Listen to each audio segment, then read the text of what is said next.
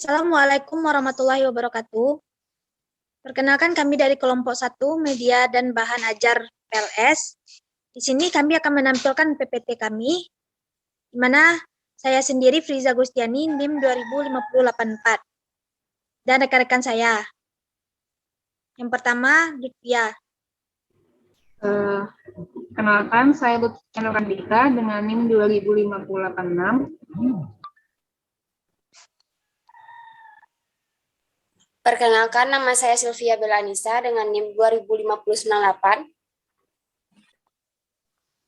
Perkenalkan, nama saya Arintia Rahmadani dengan NIM 20579. Perkenalkan, nama saya Sharon Melariska dengan NIM 20597. Perkenalkan, saya Tista Nawati dengan NIM 20566. Perkenalkan, saya Salsabila Suprihatin dengan NIM 20596.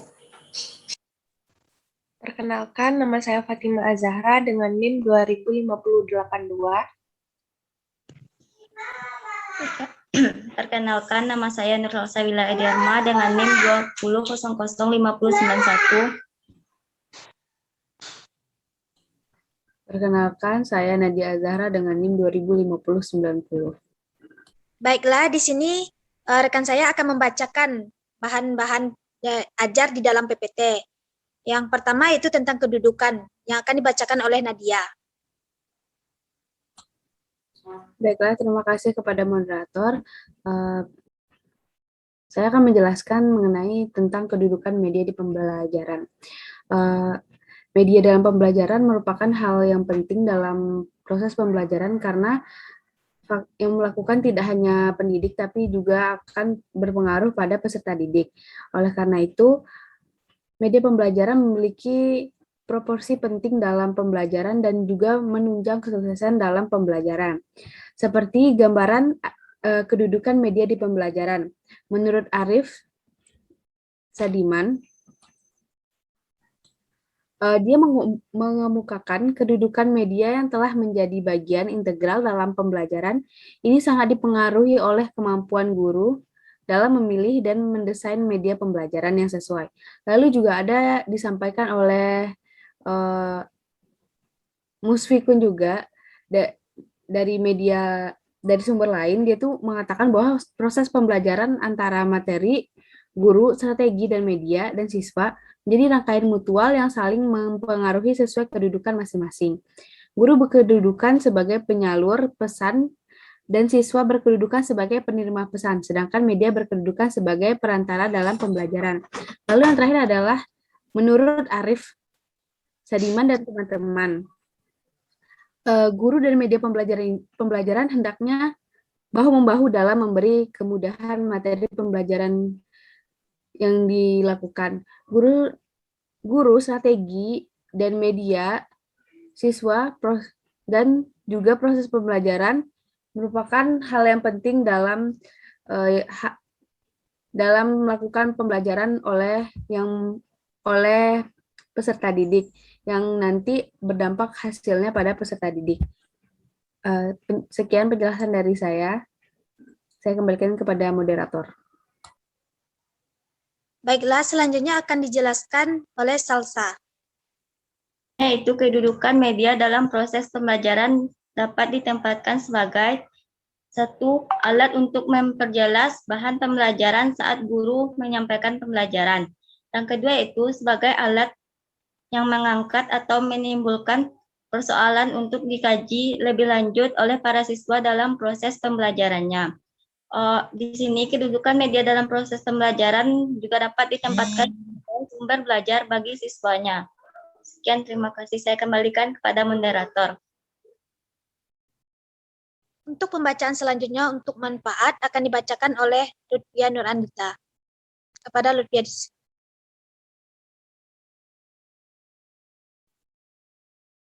Untuk yang kedua, fungsi dari media dan bahan ajar PLS akan dibacakan oleh Sylvia Bella Anissa.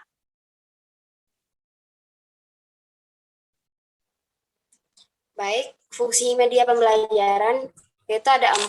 Yang pertama, mengubah titik barat pendidikan formal, yang artinya dalam media pembelajaran yang tadinya abstrak menjadi konkret. Pembelajaran yang tadinya teoritis menjadi fungsional praktis. Yang kedua, membangkitkan motivasi belajar. Dalam hal ini, media menjadi motivasi intrinsik bagi pembelajar, sebab penggunaan media pembelajaran menjadi lebih menarik dan memusatkan perhatian pembelajaran. Lanjut kepada Salsabila Supriyatin. Baik, saya akan melanjutkan penjelasan dari Saudari Sylvia Bella Anissa. Fungsi media pembelajaran yang ketiga adalah memberikan kejelasan agar pengetahuan dan pengalaman pelajar dapat lebih jelas dan mudah dimengerti, maka media dapat memperjelas itu. Keempat, yaitu memberikan stimulasi belajar, terutama rasa ingin tahu pembelajaran. Daya ingin tahu dirangsang agar selalu timbul rasa keingintahuan yang harus dipenuhi melalui penyediaan media. Sekian, terima kasih. Untuk pembacaan selanjutnya yaitu manfaat dari media dan bahan ajar PLS yang akan dibacakan oleh Lutfia Nur Anita. Baik, terima kasih, moderator. Selanjutnya adalah manfaat dari media pembelajaran sendiri. Yang pertama, pengajaran lebih menarik perhatian siswa sehingga dapat menumbuhkan motivasi belajar. Jadi dengan adanya media pembelajaran, kenapa bisa menumbuhkan motivasi belajar? Media pembelajaran itu bisa dibuat seunik atau semenarik mungkin dan dapat menarik perhatian dari siswa atau peserta didik tersebut. Yang kedua, bahan pengajaran akan lebih jelas maknanya sehingga dapat lebih dipahami siswa, serta memungkinkan siswa menguasai tujuan pengajaran dengan baik. Dengan adanya media pembelajaran, di mana media pembelajaran itu bisa menjadi kayak bentuk nyata atau prakteknya dari teori pembelajaran tersebut, sehingga peserta didik atau siswa itu bisa lebih memahami bagaimana proses dari teori yang diajarkan kepadanya, dan serta memungkinkan untuk siswa tersebut lebih menguasai bagaimana pembelajaran tersebut. Yang ketiga, metode pembelajaran bervariasi, tidak semata-mata hanya komunikasi verbal melalui penuturan kata-kata lisan. Siswa tidak bosan dan pengajar tidak kehabisan tenaga. Jadi dengan adanya media pembelajaran tadi, tidak hanya sekedar guru menyampaikan apa saja teori-teori dari pembelajaran tersebut, yang mana itu hanya bersifat monoton dan membuat siswa itu bosan. Tetapi dengan adanya media pembelajaran akan bisa membuat pelajaran itu lebih kayak nyata dan bervariasi, dengan misalkan kayak menonton video atau mungkin film dan sebagainya. Itu kan bisa dilihat secara langsung bagaimana sih teori yang telah diajarkan oleh guru tersebut. Yang keempat, siswa lebih banyak melakukan kegiatan belajar sebab tidak hanya mendengarkan penjelasan dari pengajar saja. Dengan adanya media pembelajaran ini, siswa tersebut bisa lebih aktif untuk mengikuti kegiatan pembelajaran karena ada media yang akan digunakan dalam pembelajaran tersebut. Misalkan seperti kayak praktek-praktek kayak misalkan di laboratorium, itu kan siswa juga turut aktif untuk menggunakan dan memahami pembelajaran dan melakukan pembelajaran secara nyata. Baik, sekian saya kembalikan kepada moderator. Baiklah, untuk selanjutnya yaitu kegunaan dari media dan bahan ajar PLS ini yang akan dibacakan oleh Sherlyn Wela Rizka.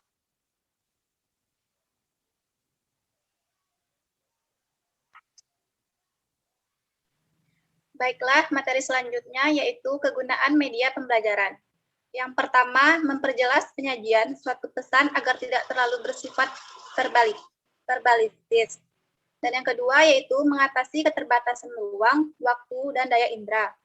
Dan yang ketiga yaitu dengan menggunakan media pembelajaran secara tepat dan bervariasi dapat mengatasi sikap pasif siswa.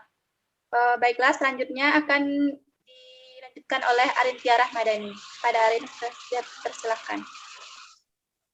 Baik, di sini saya akan melanjutkan tentang kegunaan media. Yang keempat yaitu efisiensi dalam waktu dan tenaga. Di sini dengan media, tujuan belajar akan lebih mudah tercapai secara maksimal dengan waktu dan tenaga seminimal mungkin. Guru tidak harus menjelaskan materi ajaran secara berulang, ulang, sebab dengan sekali sajian menggunakan media, siswa akan lebih mudah memahami pelajaran. Yang kelima yaitu, media memungkinkan proses belajar dapat dilakukan di mana dan kapan saja. Media pembelajaran dapat dirangsang sedemikian rupa sehingga siswa dapat melakukan kegiatan belajar dengan lebih leluasa, dimanapun dan kapanpun tanpa tergantung. Seorang guru, perlu kita sadari, waktu belajar di sekolah sangat terbatas dan waktu terbanyak justru di luar lingkungan sekolah. Yang keenam yaitu mengubah peran guru ke arah yang lebih positif dan produktif.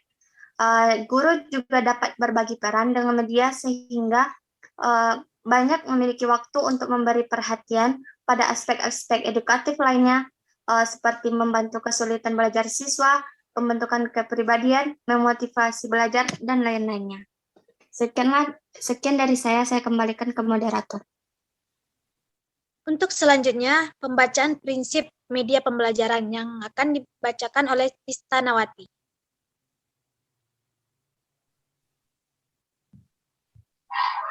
Baik, terima kasih moderator. Secara umum, untuk mengembangkan multimedia pembelajaran perlu diperlihatkan prinsip visual, yaitu multimedia ini mudah dilihat, menarik, dapat menarik daya tarik peserta didik. Media ini sederhana, bermanfaat, dapat digunakan, dan juga akurat dan masuk akal. Sekian dari saya, moderator. Dan akan dilanjutkan oleh Fatima Azahra. Baiklah, terima kasih moderator. Selanjutnya, adapun prinsip-prinsip ini menurut Kentut bahwa pengembangan media harus dilakukan sesuai dengan prinsip-prinsip pengembangan media pembelajaran. Nah, yang pertama, prinsip itu harus dikembangkan sesuai dengan prosedur pengembangan instruksional. Karena pada dasarnya media presentasi yang kita bahas di modul ini adalah untuk keperluan pembelajaran. Nah, jika kita tidak menerapkan prinsip ini, maka bahan presentasi yang kita hasilkan akan menjadi tidak efektif untuk mencapai tujuan pembelajaran. Yang kedua, pengembangan media pembelajaran harus menggunakan secara maksimal segala potensi dan karakteristik yang dimiliki oleh jenis media pembelajaran ini. Yang ketiga, harus diingat bahwa media pembelajaran berfungsi sebagai bahan pendukung belajar siswa, bukan merupakan media pembelajaran yang akan dipelajari secara mandiri oleh sasaran. Dan yang terakhir, prinsip kebenaran materi dan kemenarikan sajian. Yang mana materi yang disajikan harus benar-benar substansinya dan disajikan secara menarik juga. Sekian dari saya, kembali ke moderator. Baiklah, hanya itu yang dapat kami sampaikan. Jika ada kesalahan kata, kami ucapkan minta maaf dan terima kasih atas perhatiannya. Kami dari kelompok 1 mengucapkan terima kasih. Wassalamualaikum warahmatullahi wabarakatuh. Waalaikumsalam warahmatullahi wabarakatuh.